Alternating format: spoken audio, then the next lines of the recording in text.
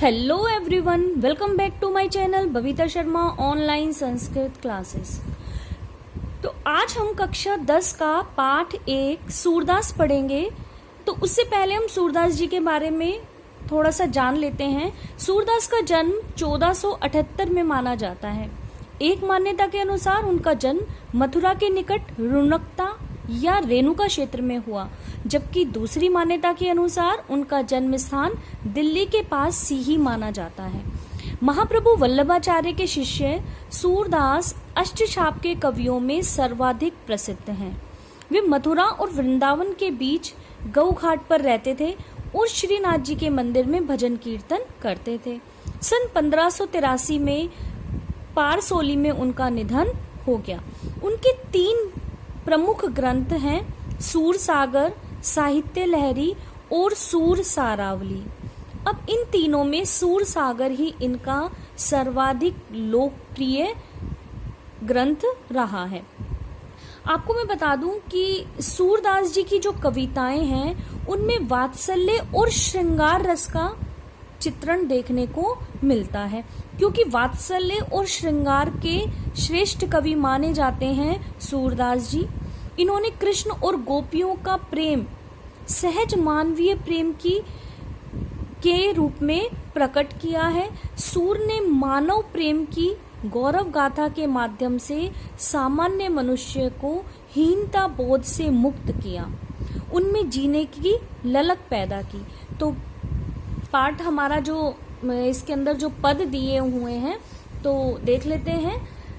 इसका जो पहला पद है ये जो सूर सागर के भ्रमर गीत से लिए गए हैं चारों पद। इसके अंदर कृष्ण जब मथुरा चले जाते हैं और वे गोपियों से मिल नहीं पाते तो वो गोपियों के पास अपना संदेशा भेजते हैं और संदेशा वो अपने एक मित्र उद्धव के माध्यम से भिजवाते हैं। तो उद्धव जो हैं वो निर्गुण ब्रह्म और योग के उपदेशक हैं, यानी वो निर्गुण ब्रह्म को मानने वाले हैं। वो गोपियों के पास संदेश लेकर जाते हैं श्री कृष्ण का। तो श्री कृष्ण का एक उद्देश्य होता है उद्धव को गोपियों के पास भेजने का, क्योंकि जो श्री कृष्ण है वो प्रेम मार्ग को मानते हैं और गोपियां भी प्रेम मार्ग को ही मानती हैं। लेकिन जो उद्धव है वो निर्गुण ब्रह्म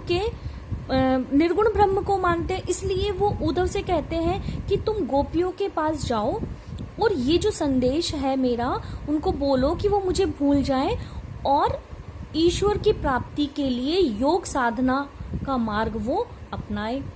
तो उद्धव जी गोपियों के पास जाते हैं। अब जब उद्धव वहां जाते हैं तो वहां पर एक भ्रमरा आ जाता है। भ्रमरा मतलब एक काले रंग का कीट है और इसीलिए इसका नाम भ्रमर गीत पड़ा, क्योंकि गोपियों ने उस भ्रमरे को अपना माध्यम बनाया उद्धव से बात करने का। क्योंकि ऐसा माना जाता है ना कि स्त्रियां किसी पराये पुरुष से बातें नहीं करती थी। आप ग्रामीण क्षेत्र में आज भी अगर आप जाओगे तो देखोगे कि अनजान व्यक्ति से स्त्रियां बात नहीं करती हैं, वो किसी को माध्यम बनाती है उससे बात करने का, या चाहे किसी छोटे बच्चे को माध्यम बना ले। तो ये उस समय की बात है। तभी भी गोपियों ने उस भ्रमरे को जो वहां पर उस बगीचे में आ गया था, उन्होंने उस भ्रमरे को माध्यम बनाया उद्धव से बात करने का। तो अब जो गोपियां हैं वो उद्धव पर व्यंग करती हैं पहले वाले पद में।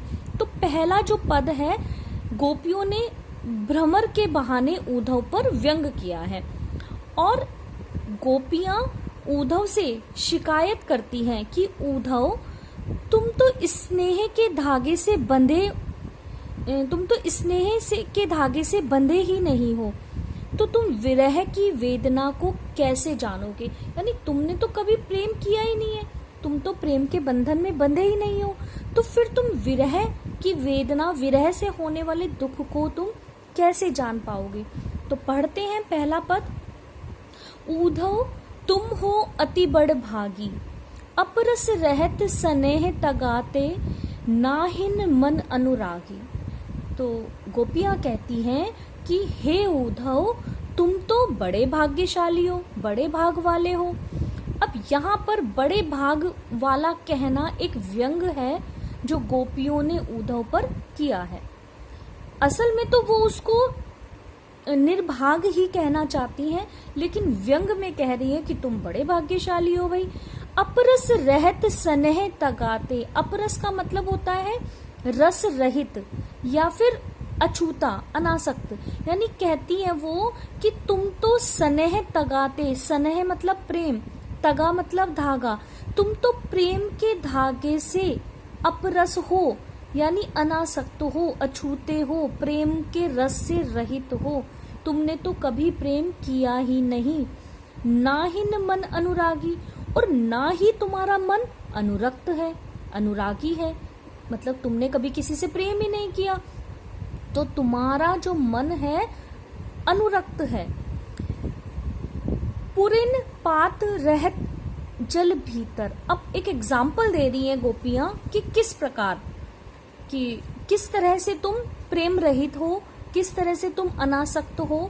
तो वो बता रही हैं कि जिस प्रकार से पुरहीन पात रहत जल भीतर, पुरहीन का मतलब होता है कमल, पात मतलब पत्ता, कमल का पत्ता जल के भीतर रहते हुए भी तारस देह न दागी, उसकी जो देह है वो दागी नहीं होती, यानी उसके ऊपर पानी की एक बूंद भी नहीं रहती।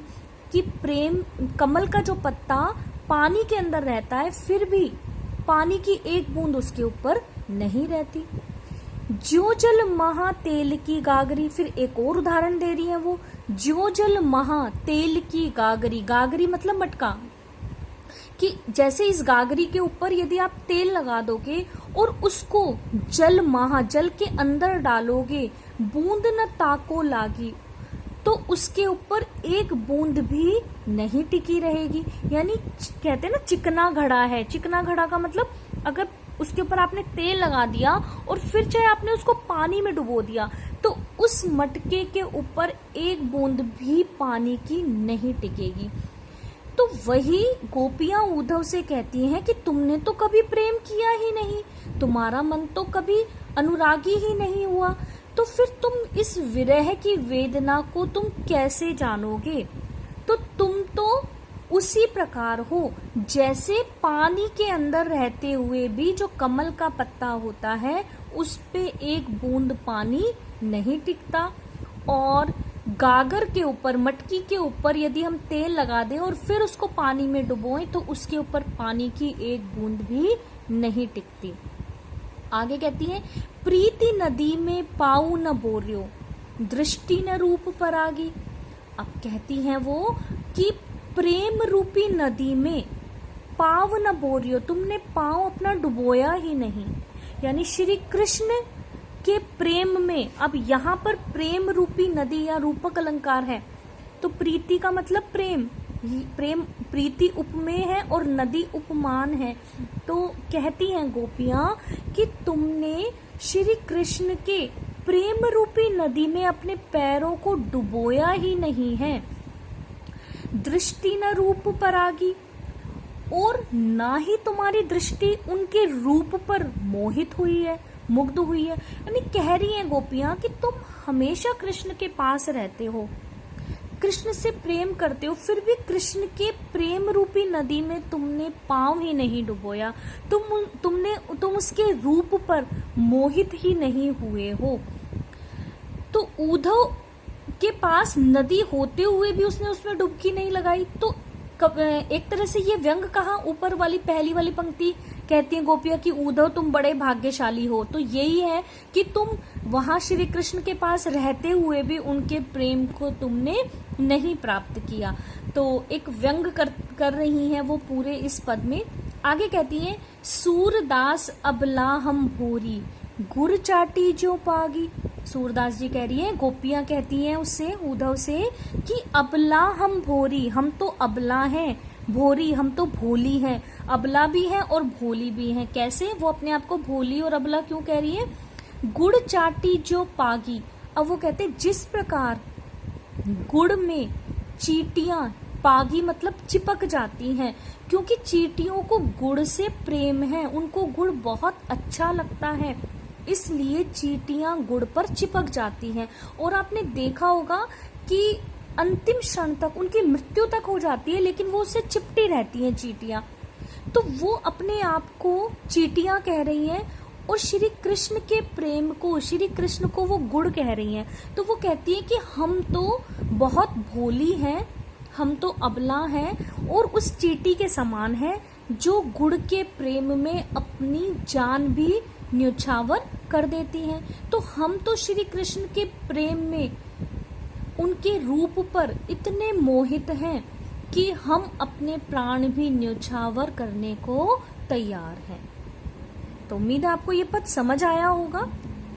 अब देखो, इसके अंदर मैं आपको बता दूं कि ये जो पंक्ति आई है लास्ट वाली, इसमें दृष्टांत अलंकार है और प्रीति नदी में रूपक अलंकार मैंने अभी जस्ट आपको बताया। तो यहाँ लास्ट जो आई है पंक्ति, अब सूरदास अबला हम भोरी गुर चाटी जो पागी, यहाँ दृष्टांत अलंकार है आपका। आगे देखते हैं हम दूसरा पद इसका, मन की मन ही माझ रही, कहिए जाई कोन पे ऊधव, ना ही परत कहीं। अब इस छंद में गोपियां अपने मन की व्यथा उद्धव से कर रही हैं, लेकिन कहते हैं कि मन की बात मन ही में रह गई। अब गोपियां कह रही हैं कि मन की बात मन ही में रह गई है, क्योंकि उनको एक तो श्री कृष्ण जब उनको छोड़कर चले जाते हैं तो उनके मन में वो एक दर्द है और उस दर्द को वो कहना चाहती थी, लेकिन एक तो श्री कृष्ण आए नहीं, ऊपर से उन्होंने इस उद्धव को भेज दिया। अब कहती है गोपियां, कहिए जाई कौन पे उद्धव, ना ही परत कहीं। वो कहती हैं उद्धव से कि अभी पहले हम श्री कृष्ण का इंतजार कर रहे थे, लेकिन श्री कृष्ण नहीं आ रहे और हमसे अब ये दर्द सहा नहीं जा रहा, और श्री कृष्ण के स्थान पर अब ये उद्धव आ गए हैं। तो वे अपने मन की व्यथा, एक योगिनी होती है ना, जैसे विरह की अग्नि में जो जल रही होती है, तो उसकी तरह वो जल रही हैं और वे चाहती हैं कि श्री कृष्ण आए और उनकी इस विरह वेदना को दूर करें। लेकिन श्री कृष्ण के स्थान पर जब उद्धव आ जाते हैं और उनको ज्ञान का संदेश देते हैं, तो गोपियां कह रही हैं, कहिए जाई कौन पे उद्धव, ना ही परत कहीं। तो कहती हैं कि उद्धव जिस प्रकार से